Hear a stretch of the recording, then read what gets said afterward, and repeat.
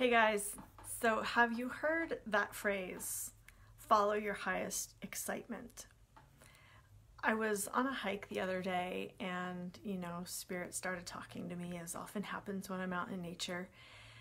And that phrase came into my mind, follow your highest excitement. And I've heard this from spiritual teachers. I've heard this, just on social media, whatever.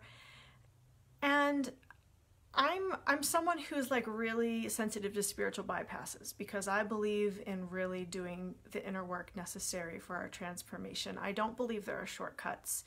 I don't believe that there are quick, easy fixes. I believe that we have to do our inner work. And so when I hear this phrase, now, to be fair, wherever this came from, maybe I'm hearing it being taken out of context. Maybe people are misusing it. But the way that I've heard it used is all you have to do in life is follow your highest excitement. That will get you to where you want to go. I hear it for manifesting things that you want. I hear it used in that context of, following your highest joy, follow your bliss, follow your highest excitement. So if you really think about that, is your life always exciting? No. Are the things that you sometimes have to do, the grounded, practical things, always exciting? Of course not. Confronting your emotions, confronting your fears, confronting the dark parts of yourself, the shadow parts, is that exciting? No, absolutely not. Now, there is an underlying excitement when you do those things because you know that you're freeing yourself. So from that perspective, there's an excitement, there's a joy.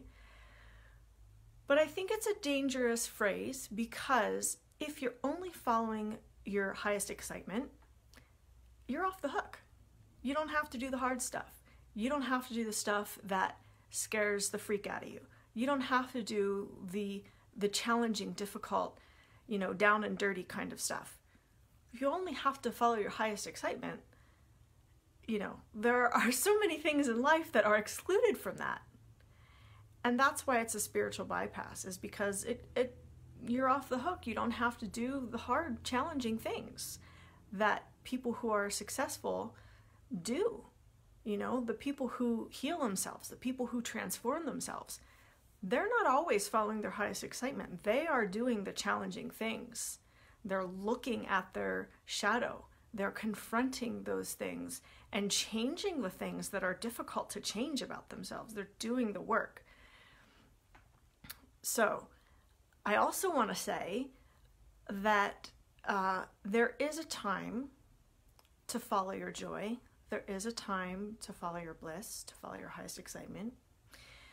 And that is after you've integrated much of your shadow, after you've cleared out, the junk that's hard to confront and hard to deal with. There is a time where you tune in and you say, is this for me? Yes. And this feels exciting. This feels joyful. This feels good. That's a yes. I'm going to do that. Or you tune in and it's a no. And you say, you know what? That does not resonate with my heart. I'm not going to do that.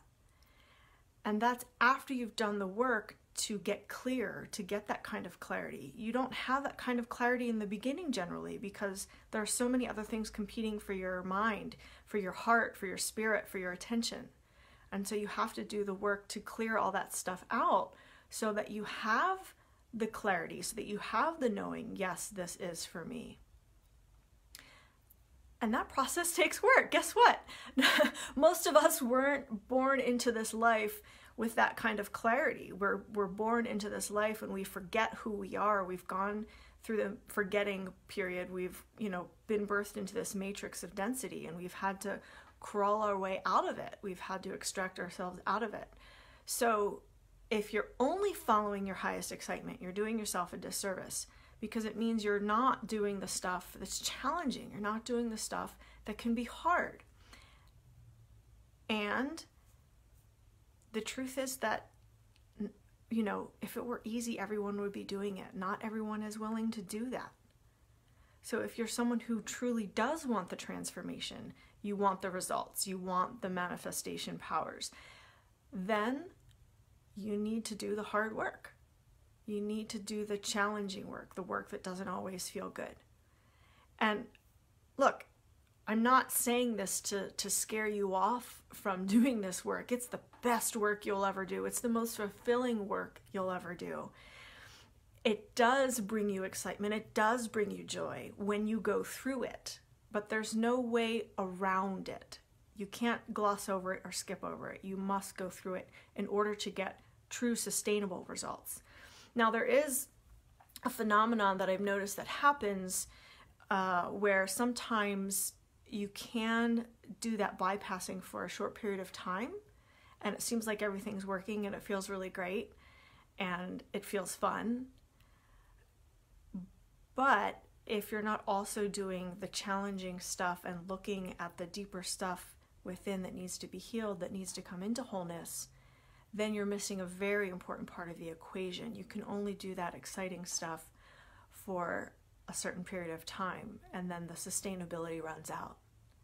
So if you want to challenge me on anything I've said, go ahead, put that in the comments. If you have questions about anything I've said, go ahead, put those in the comments. I'd love to have this conversation after I stop the live. I'd like to continue the conversation if you have questions or comments about what I've shared. And if you've had a totally different experience than what I've shared, go ahead and share that too. You know, I'm not coming to you as the person who knows it all. I'm coming to you as the person who's sharing my experience of this, being a guide in this for over 14 years now, since my awakening. I'm coming to you as someone who has gone through the really challenging stuff, and I still do. I'm always on that journey, right? I'm willing to confront whatever needs to be confronted for me to transform, for me to get to the next level. That's who I am. That's what I do. Thank you, Stephen. So put your questions, put the comments in there. And if you do need a guide, if you want someone to help you through the challenging stuff, I'm here. Check out my services at susiebyler.com/services. See all the different things I have to offer, because I can take you into the depths. I am very practiced at going deep, going into the scary stuff, going into the stuff you don't want to talk to anyone about, going into the stuff you don't want to really acknowledge is real for you. That stuff doesn't scare me. It doesn't faze me, because I've been there for myself. I've been there for clients who've gone through it. I know what it takes to go into the deepest, darkest parts and then come out victorious on the other side. That's what I do for myself. That's what I do for my clients. If that's something you want in your life, go to susiebyler.com/services and see if there's anything there that resonates for you. Maybe I'm not your guide, and that's totally cool. But if I am, you know what I have to offer. I'm here. I'm happy to help. And in the Creation Temple also, we're doing that deep work. So if you want the group support, that's the place to get that, creationtemple.com. Much love, you guys. I'll see you in the next video. I'll be back soon with another Codes of Creation video. I know it's been a bit since I've done one of those, so I will bring you the next Code of Creation maybe tomorrow. All right, much love. Mwah.